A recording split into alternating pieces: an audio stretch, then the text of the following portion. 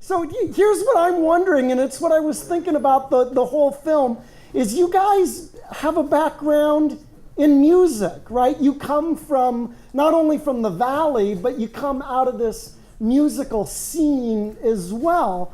Can you tell us a little bit about who you are, about your connection to music, how you got together, and where this comes from out of your own life or lives? So me and Charlie met in high school. We went to a nerd school, some sort of science school, and people from all over the Valley went there. And he was from Weslaco, which is like 30 minutes away from where I was, McAllen. But Charlie told me, hey, there's shows going on in McAllen. You should go out. And so it was kind of like, I think a lot of people have gone through that, where they start going to shows when they're young, seeing local music, and it's just sort of like this magical thing, because before you just see music like on MTV or on TV or something like that, and you don't ever think that it happens in your hometown, but then you kind of walk into it and you're changed forever.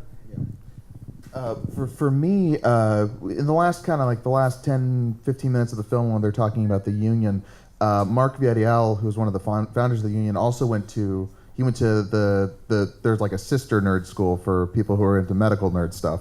And so him and his brother went there, and I saw them perform at like a talent show or something like that, and I was like, well, this is different from everything else that's here. And so I started following them around and going to go see them perform, and realized that there was like not just one band, but there's like a whole bunch of them, and it very quickly can become your whole like world, like all of your friends, all of your socializing.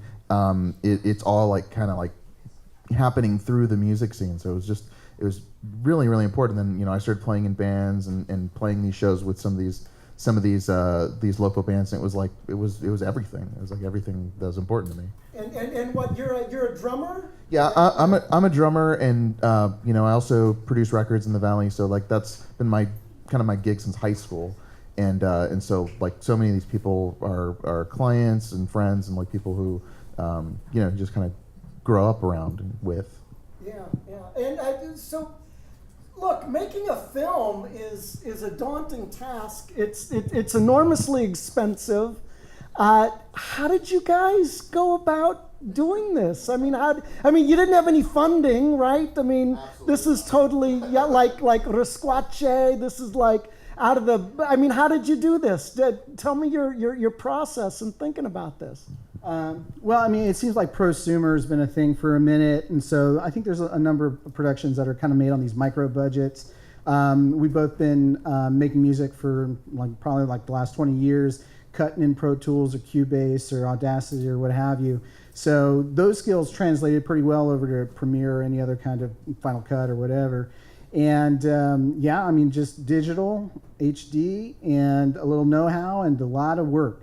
And that's more or less what happened. Yeah, I think maybe we spent $2,000 on the movie. Huh. Maybe. That's including gas and staying in hotels and stuff. Like when we went to go visit some of these bands, it was just like the way that so many of the musicians that we talked to approached performing and making their art. It's just like, what can you do with what you have? And nobody else is supposed to give a shit.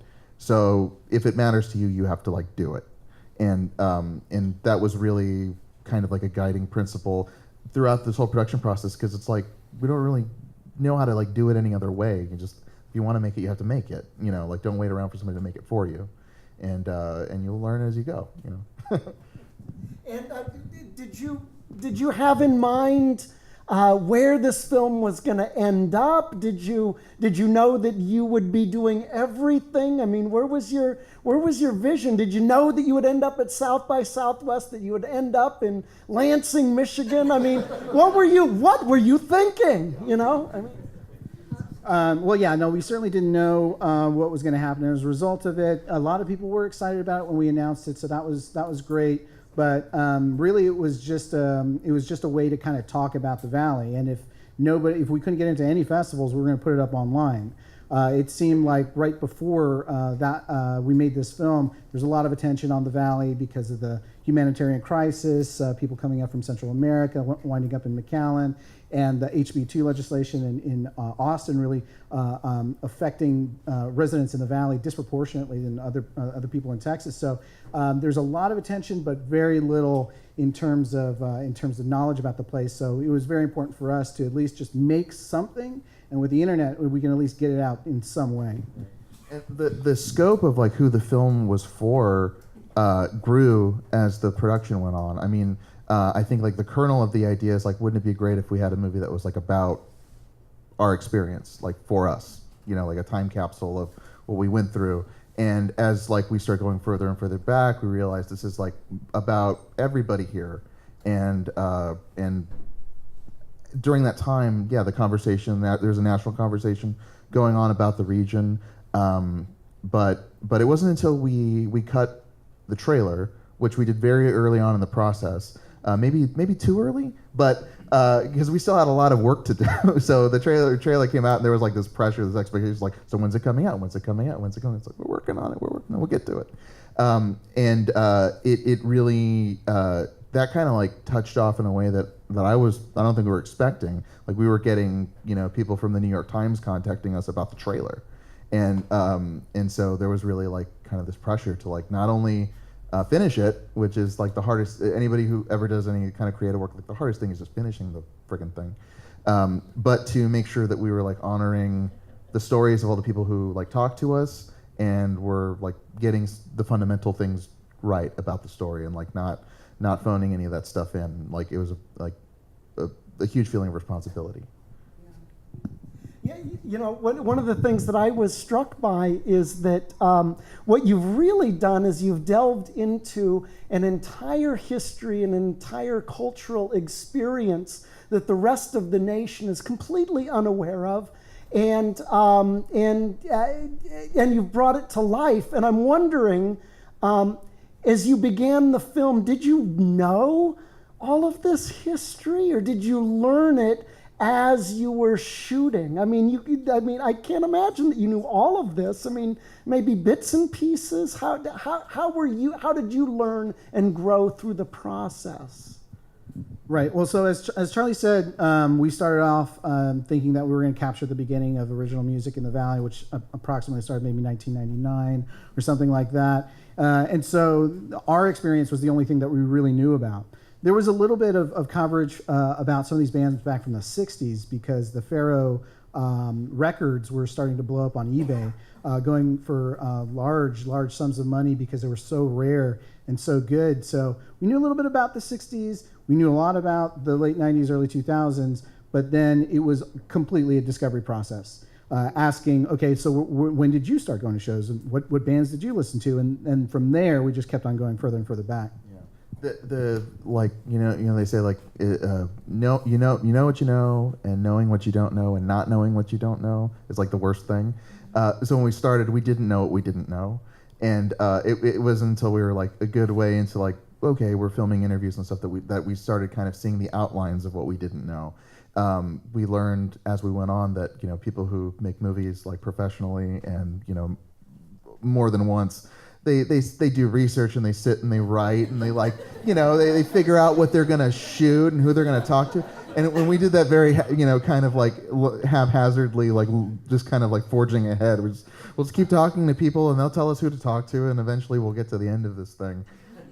So yeah, I mean, we definitely learned, like by the end of it, we was like, if we started right now, we could totally do this much faster. Yeah. Instead of like, was like almost 4 years that we were in production on this, while we were, having normal jobs and normal lives and having a baby and like all the things that happen in life, like while you're trying to do this late into the night and on weekends and whenever you can. Yeah, well, 4 years is actually pretty quick. I mean, the average independent documentary film is more like 7 years. So actually, you guys were working hard.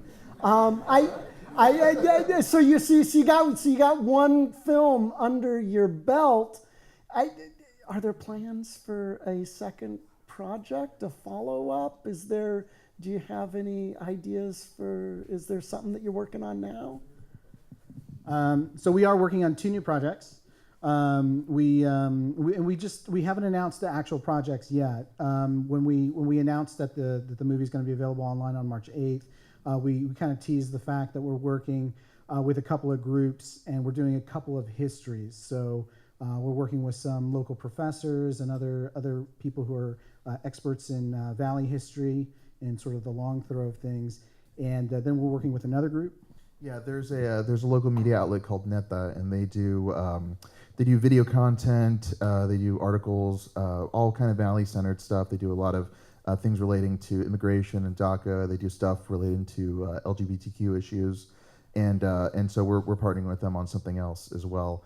But I mean, it's just kind of continuing in with the idea that you should be talking. People from a place should be telling stories about the place. And rounding out the picture of a location. It shouldn't be only told by people who come and fly in for a couple of days and like cover something. Real quick, does anybody have any questions that you want to throw out? Yeah, in the back of the room in the hat. Shout it out.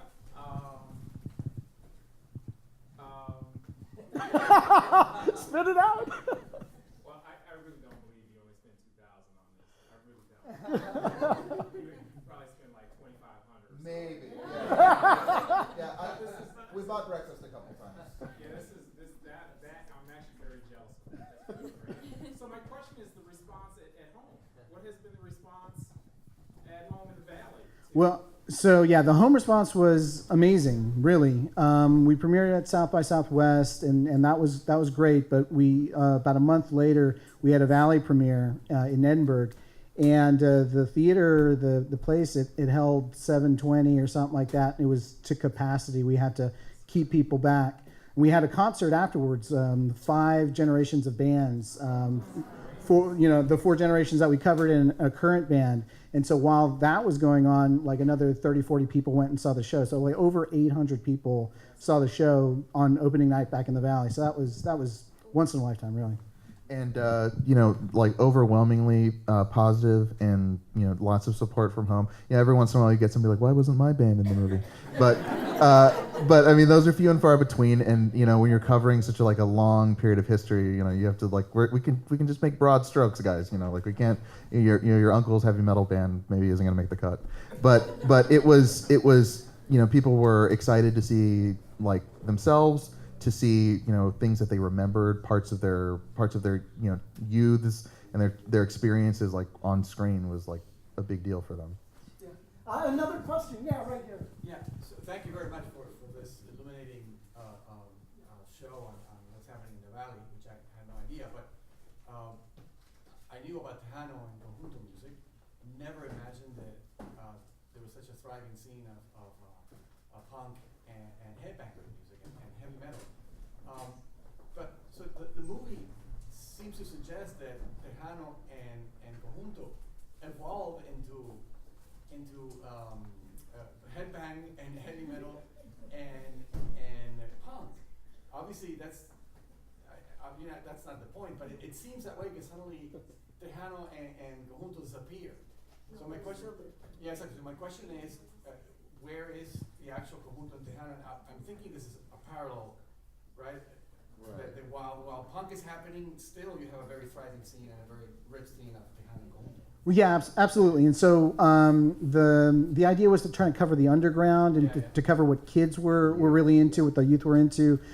So that critical turn is in the 80s. Where we make that sort of statement. I mean, the Tejano keeps on going and rising and rising and rising until you get to Selena and then forget about it. So, but the rebellious music or the music that the kids are into is tracking more or less American popular music of the time.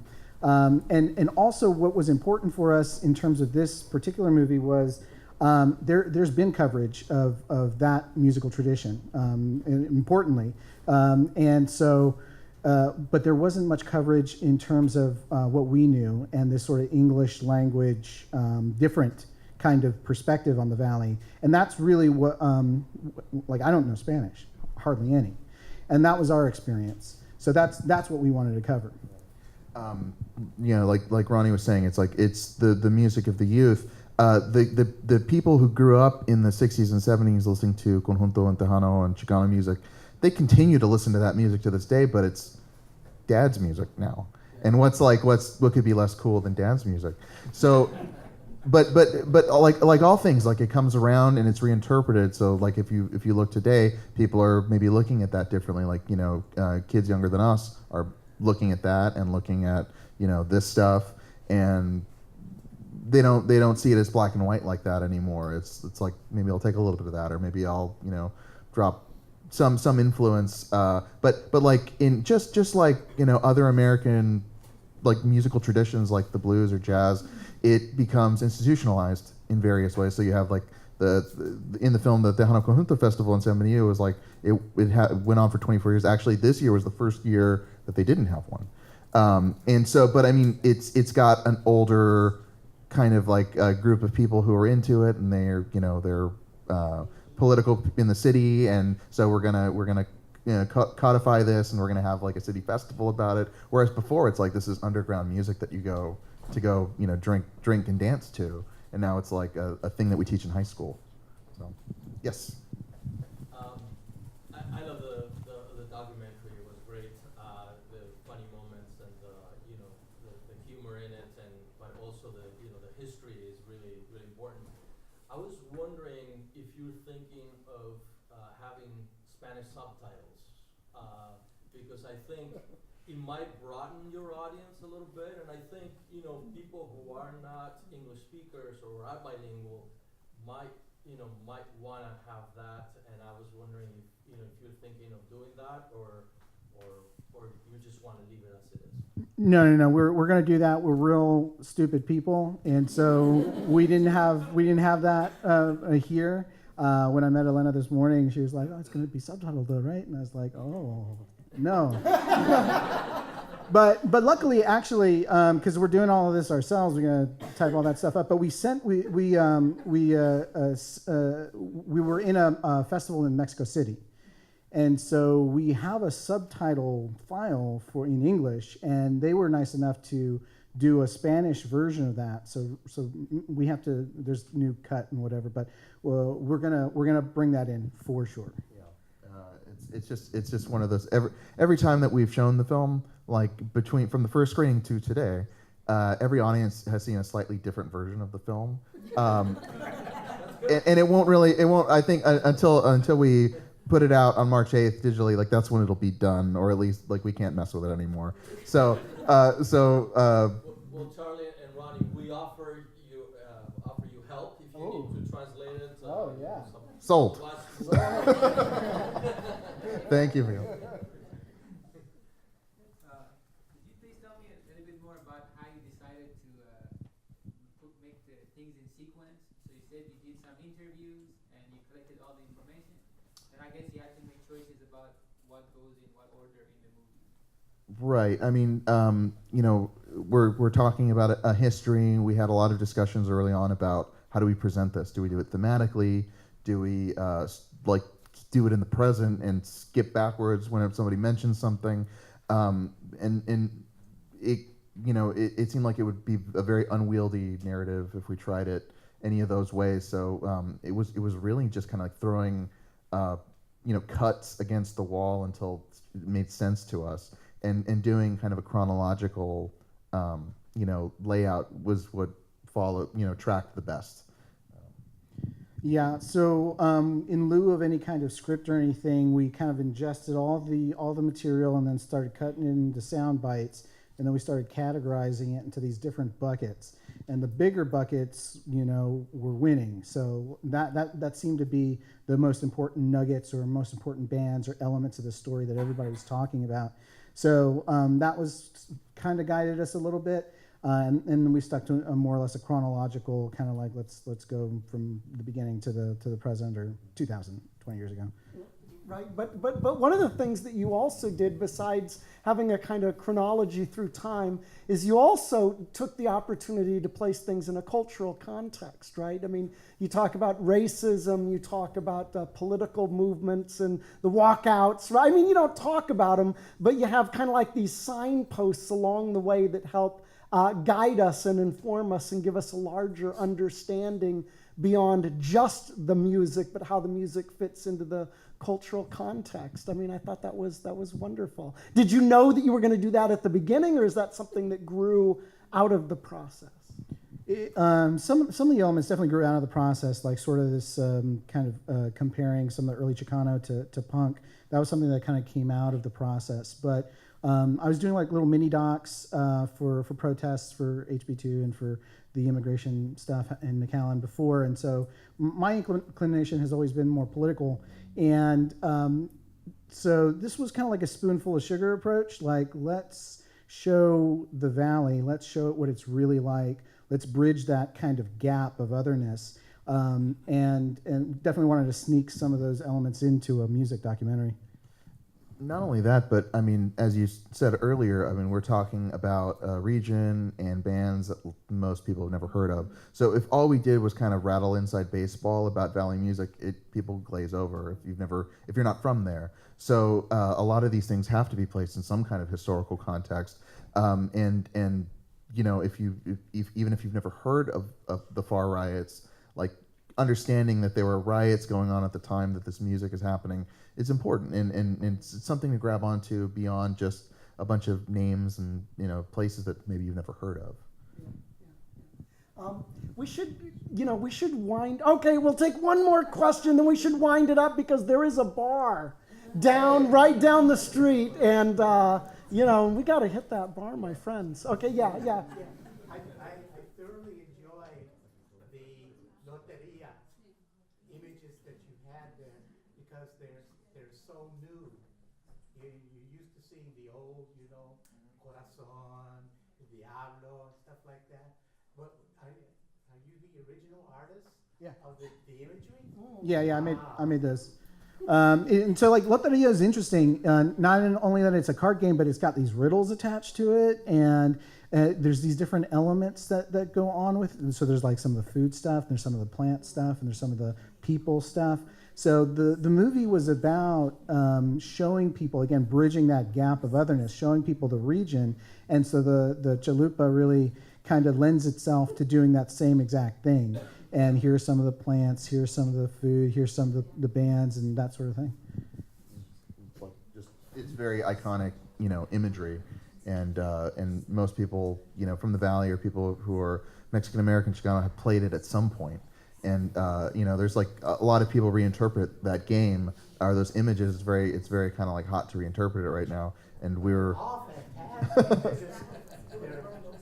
they're really superb. I mean, you can make a fortune on it. Not yet. Thank you. Otherwise, I'd have heat at my house. What, you want one more question? Yeah. Okay. I'm from the Valley. Yes. Woo! When I left, that kind of music, that punk rock wasn't around. And I'm kind of glad. I'm older, so I like the conjunto kind of music, the rock and roll. Do you ever plan on making a movie about the conjuntos? That's not entirely in the works, but with one of the new projects, that's not entirely out of the works. Because So we haven't done a good job of it, you know.